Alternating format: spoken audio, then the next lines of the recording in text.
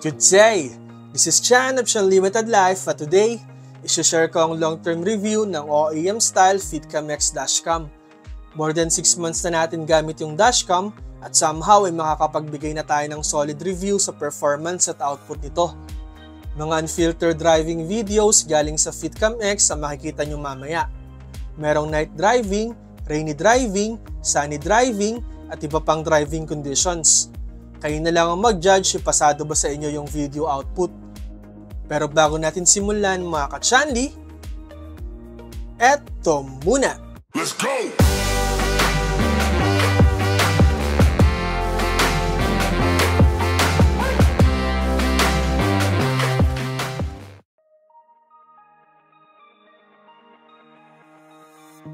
Nag-install tayo ng Fitcam X OEM style dashcam sa ating 2021 Honda City.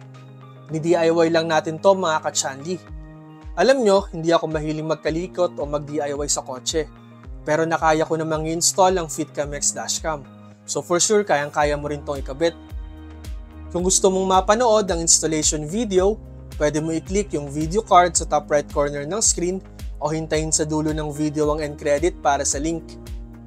Nga pala, may discount code tayo sa Fitcam X.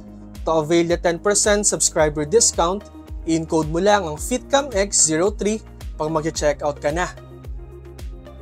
Ito ang specs ng Fitcam X dashcam na in-install natin. OEM design. OEM style dashcam ang Fitcam X. Original rear view mirror back cover shape ang design nito, kaya it will not block the driving line of sight. More of that later. Novatec 96670 CPU, 8 megapixel camera, 4K resolution, pero may option for Full HD and 2K resolution in case you want to save more videos. 170 degrees super wide angle camera, malawak ang sakop ng camera, very useful to sa pag-capture ng mga events sa front ng vehicle.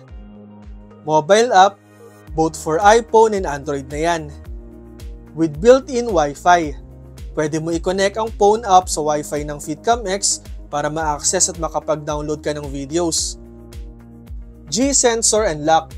G-sensor can automatically detect sudden collisions during driving and immediately save the relevant videos to the file to prevent overwriting, thereby protecting your video evidence. Nga pala, may kasama ng free memory card ang Fitcam X, so hindi mo na need bumili ng bago. Also, actual unedited videos from Fitcam X dashcam ang gagamitin nating background sa ibang part ng review natin while discussing my long-term experiences para na rin makita nyo yung actual video output. After installation, una ko napansin ang design ng dashcam. OEM style ang design ng Fitcam X. Tailored fit dashcam ito, meaning depende sa brand, year and model ng kotse ang housing o case ng Fitcam X dashcam. Yes, pwede to sa majority ng car models.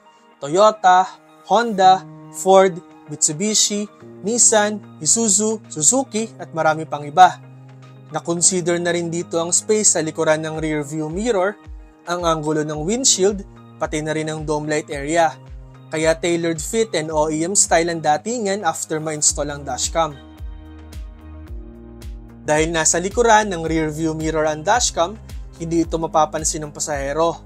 Malaki ang chance na aakalain nila ito extension ng dome light o kaya naman ay camera ng Honda Sensing o Toyota Safety Sense.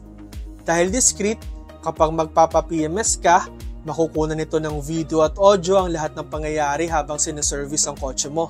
Hindi tulad ng usual dashcam na hugutin mo lang ang wire sa power source e mag-turn off na ito. Sa Fitcam X, baklas ang kailangan para ma-disconnect ito. I don't think gagawin niya ng kasa. So makikita at maririnig mo na ang ginagawa ng mechanic sa auto mo. Malinis ang setup at walang pakalat-kalat na wire sa windshield. Aakalain nga ng iba na wireless dashcam ito, pero hindi. Maganda lang ang pagkakatago nito. Yan ang advantage ng OEM design dashcam tulad ng sa Fitcam X. So consider mo to kung gusto mong i-achieve ang minimalist at clean cockpit setup. Before we continue, kung may tanong kayo about the Fitcam X OEM style dashcam, Pakipost lang sa comment section ng video na to ha. Huwag nyo rin kalimutang mag-like and subscribe sa ating Limited Life YouTube channel, TikTok at Facebook page para ma-notify ka sa mga updates.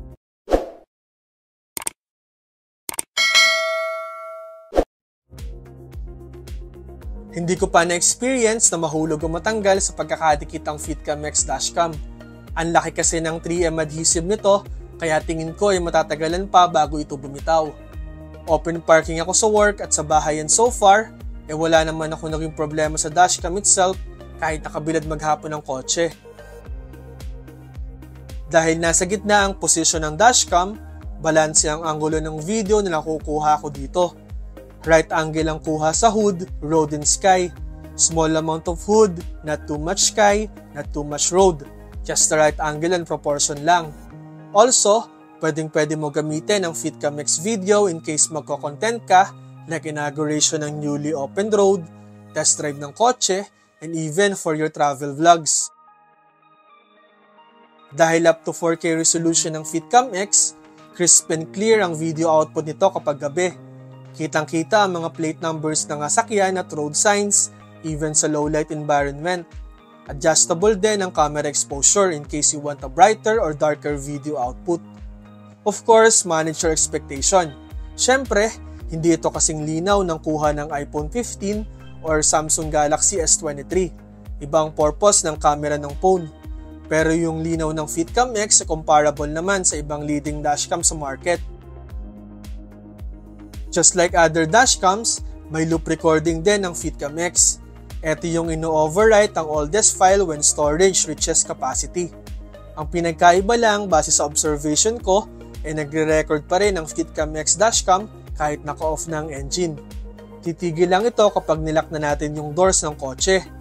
Unlike other dashcams na nagamit ko dati, na will turn off few seconds after mamatay ang makina.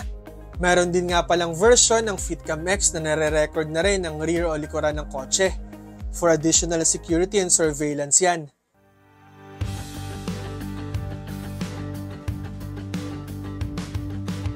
So eto na, yung iba pang random and edited day and night videos from Fitcam X.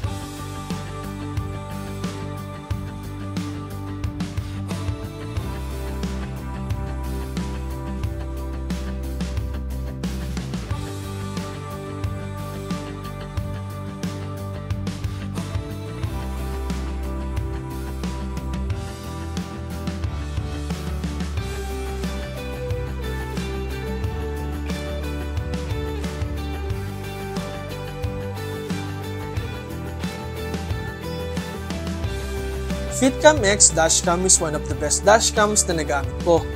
Its OEM style, tailored fit design, discreet and clean setup, enough na para masatisfy yung minimalist cockpit na ina-achieve ko.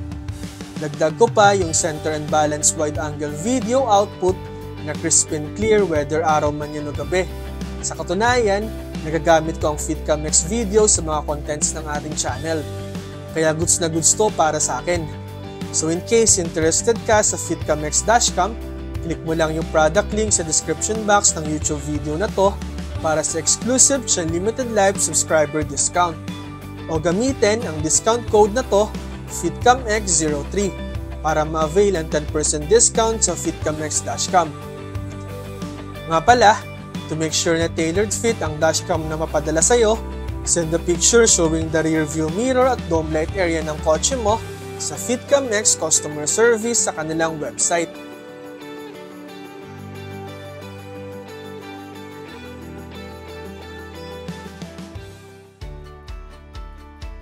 Ayun lang! I hope na nakatulong itong video na to. Thank you for watching this vlog. Don't forget to like and subscribe to my YouTube channel, Limited Life, and follow my other social media accounts for more related content. Hanggang sa susunod mga ka-chanli, drive safely, ingat!